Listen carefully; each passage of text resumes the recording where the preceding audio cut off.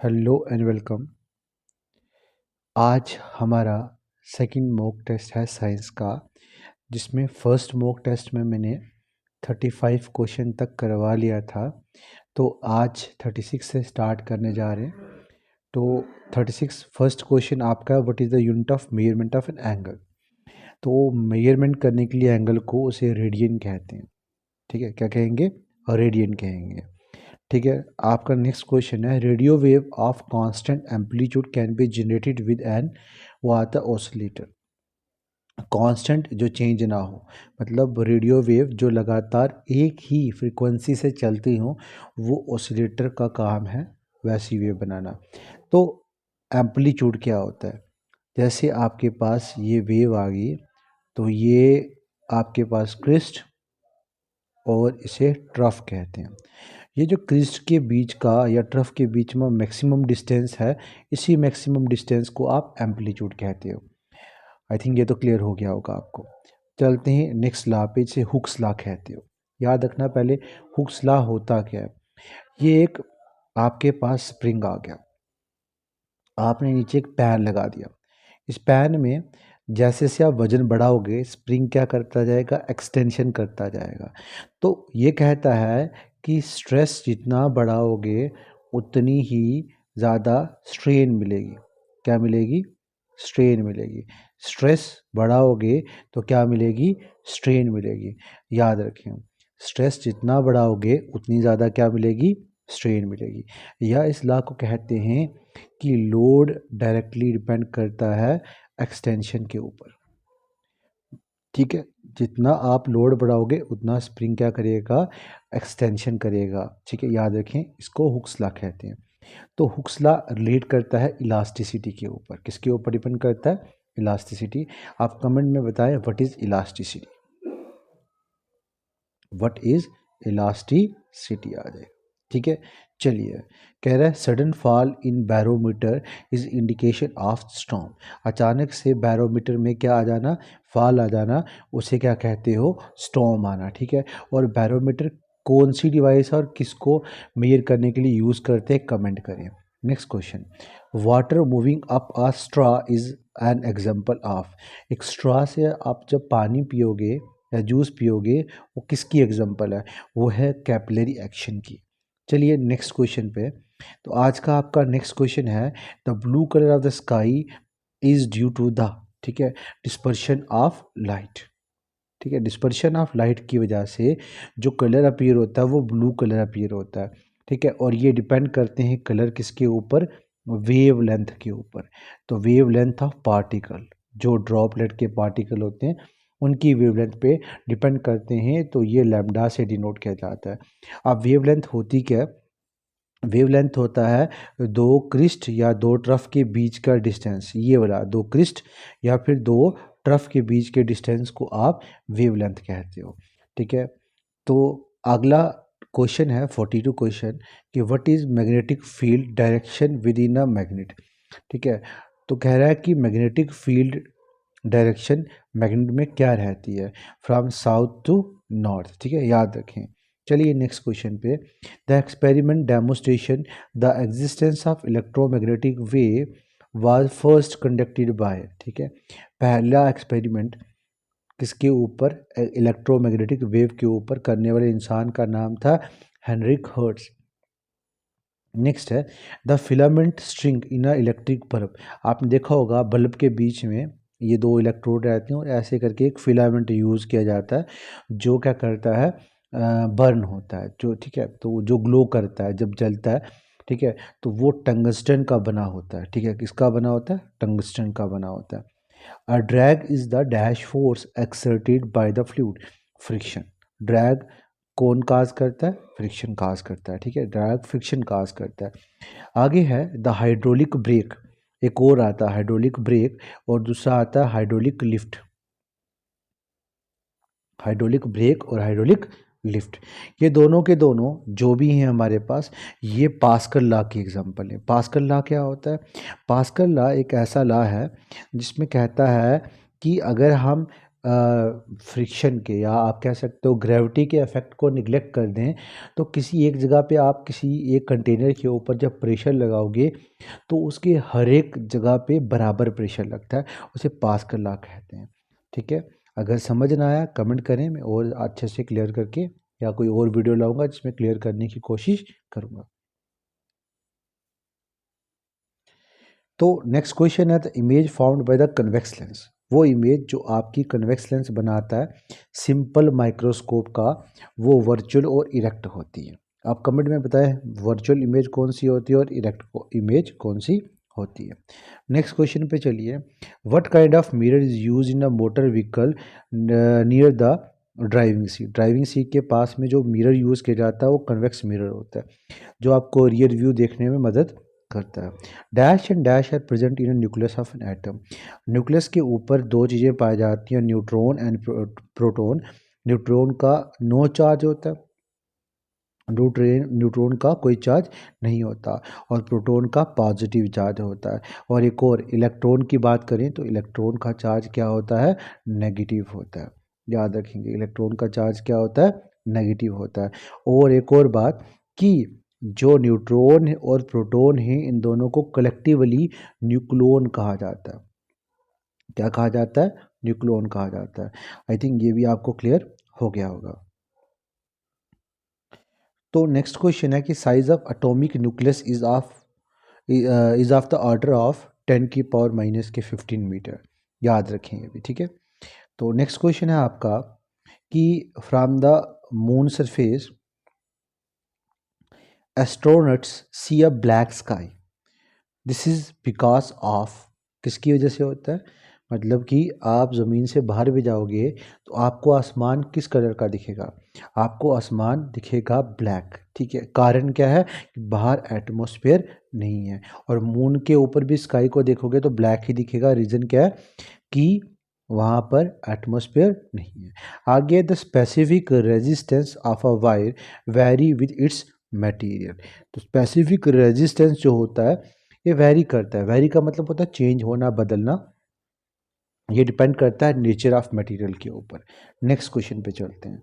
The speed of light will be decrease with the rise of temperature of the medium, true और false. कह रहा है कि the speed of light will be decrease, speed of light decrease हो जाती है जब क्या टेम्परेचर राइज करता है, टेम्परेचर राइज करता है मीडियम का, मतलब जो स्पीड है वो कम हो जाती है जब आपका टेम्परेचर बढ़ जाता है।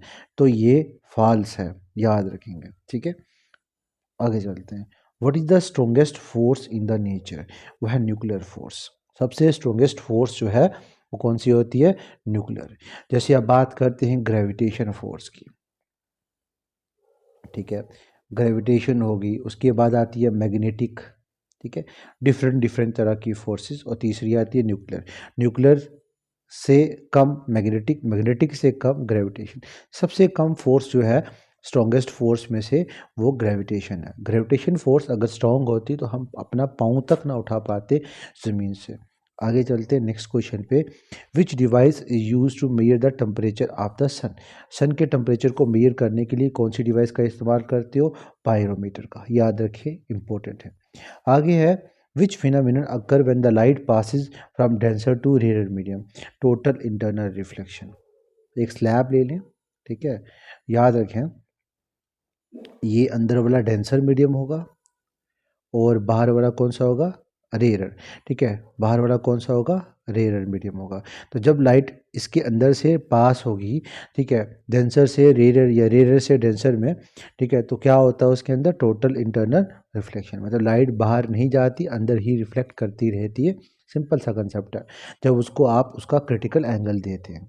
आगे है which substance do not allow flow of charge through them. ऐसा कौन सा सब्सटेंस है जो उसके अंदर से चार्ज को पास नहीं होने देता, वो इंसुलेटर है।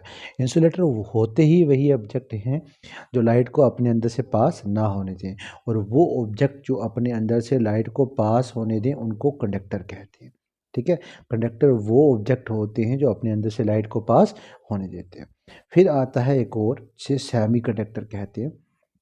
और सेमीकंडक्टर रूम टेम्परेचर में इंसुलेटर की तरह काम करते हैं। थोड़ा टेम्परेचर बढ़ाओगे तो ये भी कंडक्टर की तरह बिहेव करते हैं। जैसे इसका इस्तेमाल हम करते हैं सोलर सेल बनाने के लिए, ठीक है। सिलिकॉन और गैलियम यूज़ करते हैं सेमीकंडक्टर के तौर पे। आगे है the value of which quantity remain same in all the system of unit, specific gravity. तो स्पेसिफिक ग्रेविटी की वैल्यू हर जगह क्या रहती है, सेम रहती है। आपका नेक्स्ट क्वेश्चन है कि speed of sound in air. Speed of sound in air वो कितनी है, 332 मीटर पर सेकेंड, ठीक है। हमने पढ़ा था कि साउंड जो है वो सॉलिड सरफेस में ज़्यादा होगी, उससे कम वाटर सरफेस के ऊपर, ठीक है, और सबसे कम किस में होती है, एयर में, ठीक है, याद रखेंगे। तो एक और बात, जब लाइटनिंग होती है तो लाइटनिंग होने में जो लाइटनिंग है वो पहले ज़मीन पर पड़ जाती है, मगर साउंड जो होती हैं वो बाद में आती है। कारण ये कि लाइट की स्पीड ज़्यादा है और साउंड की स्पीड क्या है, कम है। आपका नेक्स्ट क्वेश्चन आज का, the working of quartz crystal in the watch is based on which affect. The working of quartz crystal, watch जो होती है वो किस इफेक्ट पर डिपेंड करती है, पीजियो इलेक्ट्रिक इफेक्ट के ऊपर। नेक्स्ट क्वेश्चन है आपका आज का कि the permanent magnet are made up of. Permanent magnet बना किससे होता है, स्टील से बना होता है। एक परमानेंट मैग्नेट किससे बना होता है, स्टील से बना होता है, ठीक है, याद रखें। आगे है ड्यूरिंग ऑफ फॉग। फॉग के टाइम पे विजिबिलिटी रिड्यूस हो जाती है। फॉग के टाइम पे विजिबिलिटी क्या हो जाती है, रिड्यूस हो जाती है, मतलब जब फॉग पड़ती है तो आपको दिखता कम। इस तरह का फिनोमिनन को क्या कहते हो, स्कैटरिंग ऑफ लाइट। ये स्कैटरिंग ऑफ लाइट जो है इसे टिंडल इफेक्ट भी कहते हैं। अब टिंडल इफेक्ट क्या होता है, ये आपने 9th में पढ़ा होगा पहले, ठीक है। तो उससे पहले हॉलीफेथ की बुक में भी आपको मिलेगा। ये टिंडल इफेक्ट होता क्या है। टिंडल इफेक्ट है क्या कि जब लाइट पास करती है तो लाइट के रास्ते में जब छोटे छोटे पार्टिकल्स आते हैं तो ये उन पार्टिकल्स के ऊपर पड़ के क्या करता है, रिफ्लेक्ट कर जाती है लाइट, वहीं फैल जाती है, जिस वजह से आपको पार्टिकल्स वगैरह भी दिखते हैं। जब कभी आप बंद कमरे में बैठे हो तो अचानक से आपको लाइट का पाथ दिखता है, इवन कि डस्ट पार्टिकल भी उड़ते हुए दिखते हैं, जो कि एक कम लाइट वाले एरिया में नहीं दिखते हैं। वो किसकी वजह से होता है, स्कैटरिंग ऑफ लाइट की वजह से। इसको टिंडल इफेक्ट भी कहते हैं। देने वाले इंसान का नाम टिंडल था और आइंस्टाइन ने भी इसकी मदद की थी। टिंडल आइंस्टाइन इफेक्ट भी कहते हैं इसको, ठीक है। चलिए, weightless experience in a spaceship is due to the, मतलब इंसान का वेट बहुत कम दिखता है जब आप कहाँ पे होते हो, स्पेसशिप में। इंसान तो उड़ना शुरू हो जाता है, उसके पीछे कारण क्या था, एब्सेंस ऑफ ग्रेविटी। मतलब कि जब ग्रेविटी का इफेक्ट ख़त्म होता है तो स्पेसशिप में इंसान उड़ने शुरू हो जाता है, मतलब इंसान वेट लेस हो जाता है। किस कारण से, क्योंकि वहाँ पर ग्रेविटी नहीं पाई जाती। व्हाट इज़ ग्रेविटी, ग्रेविटी होती है वो फोर्स जिससे ज़मीन अपनी तरफ ऑब्जेक्ट को खींचती है, ठीक है, याद रखेंगे। Which device is use to find submerge object, ज़मीन के अंदर के ऑब्जेक्ट को ढूंढने, पानी में, पानी के अंदर के ऑब्जेक्ट को ढूंढने के लिए जिस सामान का या जिस औजार का इस्तेमाल किया जाता है उसे सोनार कहते हैं, ठीक है। चलते हैं नेक्स्ट क्वेश्चन पे कि what convert the alternating current into direct current. Alternating current, AC current को कौन कन्वर्ट करता है डायरेक्ट करंट में, रेक्टिफायर। ये मैं अपनी लास्ट वीडियो में बता चुका हूँ, तो आप वहाँ भी देख सकते हो। रेक्टिफायर एक ऐसी डिवाइस है जो एसी को डीसी में कन्वर्ट करता है। चलिए नेक्स्ट में, which element is use as a moderator in nuclear reactor. Nuclear reactor में मॉडरेट के तौर पे यूज़ करते हो ग्रेफाइट। पहली बात, ग्रेफाइट है क्या, ग्रेफाइट कार्बन की टाइप है, ठीक है। किसकी टाइप है, कार्बन का एक एलोट्रॉप है, और एक लोता ऐसा है जिसमें से करंट पास हो सकती है, मतलब गुड कंडक्टर ऑफ इलेक्ट्रिसिटी है, और बाकी जितने भी हैं वो गुड कंडक्टर ऑफ इलेक्ट्रिसिटी नहीं है, याद रखेंगे, ठीक है। चलते हैं, कह रहा है विच device convert light energy into electrical energy. Light को इलेक्ट्रिकल में कन्वर्ट करने वाले को फोटो इलेक्ट्रिक सेल कहते हो। किस में यूज़ करते हो, सोलर सेल, सोलर सेल, ठीक है, सोलर सेल भी कहते हैं इसको। जिसमें हम सेमीकंडक्टर का इस्तेमाल करते हैं, सिलिकॉन या गैलियम से बने हुए, और वो बहुत मतलब इकट्ठे एक बार यूज़ करोगे, मतलब बहुत सारे सोलर सेल को एक जगह में एक शैफ्ट में यूज़ करोगे, उसे सोलर पैनल कहते हैं, जो देखा होगा आपने लगे हुए अपने आस पड़ोस में। ठीक है। और ये करंट क्या करते हैं, कैसी करंट बनाते हैं, सोलर सेल को या सोलर करंट जो है उसे डायरेक्टली कन्वर्ट करते हैं इलेक्ट्रिकल एनर्जी में या स्टोर करते हैं बैटरी में। The unit of power of lens के यूनिट क्या होते हैं, डॉप्चर।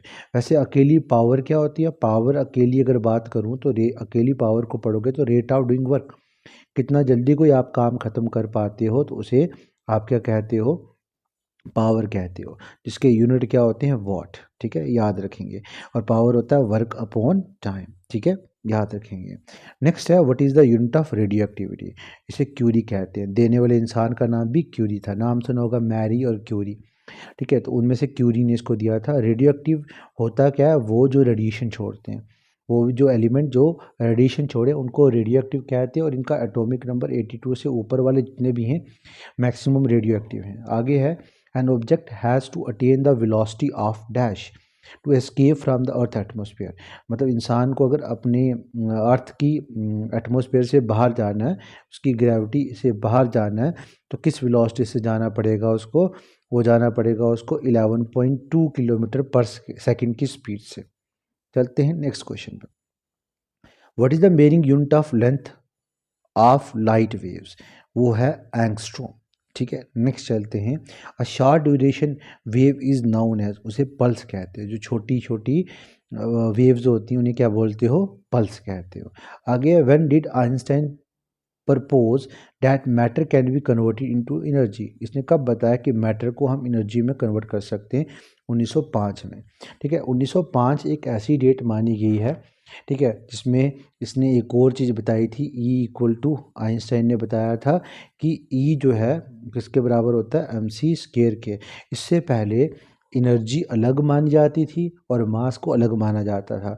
फिर इसके बाद 1905 के बाद इन्होंने कहा कि एनर्जी को मास में कन्वर्ट कर सकते हो, ठीक है, ट्रांसफॉर्म कर सकते हो, और मास को एनर्जी में, एनर्जी को मास में कन्वर्ट कर सकते हो, दोनों सेम ही हैं। ठीक है, याद रखें। उसके बाद व्हाट इज द ऐसे unit of luminous intensity. Luminous intensity के ऐसे यूनिट होते हैं कैंडिला। ठीक है, लूमिनस वो ऑब्जेक्ट होते हैं जो लाइट इमिट करते हैं, जिनके पास अपनी लाइट होती है। एक और बात, ऊपर हमने मैटर पढ़ा। व्हाट इज मैटर, मैटर होता है वो ऑब्जेक्ट, मैटर वो ऑब्जेक्ट होते हैं जो स्पेस ले और जिनका अपना क्या हो, मास हो। ठीक है, उनको क्या कहते हैं, मैटर कहते हैं। What is energy, what is energy, energy क्या होता है, एनर्जी क्या होता है, एनर्जी होता है कैपेसिटी या एबिलिटी कह सकते हो, टू डू सम वर्क, काम करने की कैपेसिटी को, ठीक है, क्या बोलते हो आप, एनर्जी बोलते हो। तो इसके यूनिट क्या होते हैं, जूल होते हैं। ठीक है, आगे है what is the unit of magnetic flux, Maxwell, देने वाले इंसान के नाम से इसका नाम पड़ा। What is the unit of specific resistance, specific resistance के यूनिट क्या होते हैं, ओम मीटर। ठीक है, याद रखें।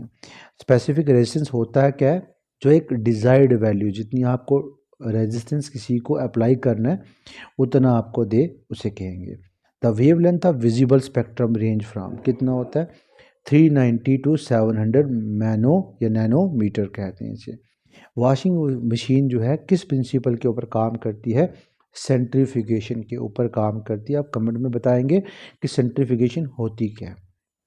आगे, when a ball is thrown upward, जब बाल को ऊपर की तरफ फेंका जाता है इस तरह से, ठीक है, what happen to its acceleration, क्या होगा उसकी एक्सेलेरेशन के साथ, इट रिमेन कांस्टेंट, वो हमेशा क्या रहेगी, कांस्टेंट रहेगी। आगे, magnifying glass is made up of what type of lens, magnifying glass जो छोटे ऑब्जेक्ट को बड़ा करके बताता है उसे मैग्नीफाइंग ग्लास कहते हो। उसमें कौन सा लेंस इस्तेमाल करते हो, convex lens.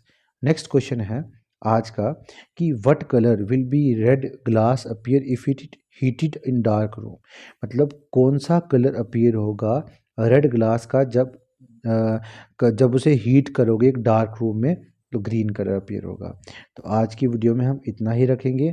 Thanks for watching this video, और लाइक कमेंट शेयर करना ना भूलें, सब्सक्राइब भी कर लें।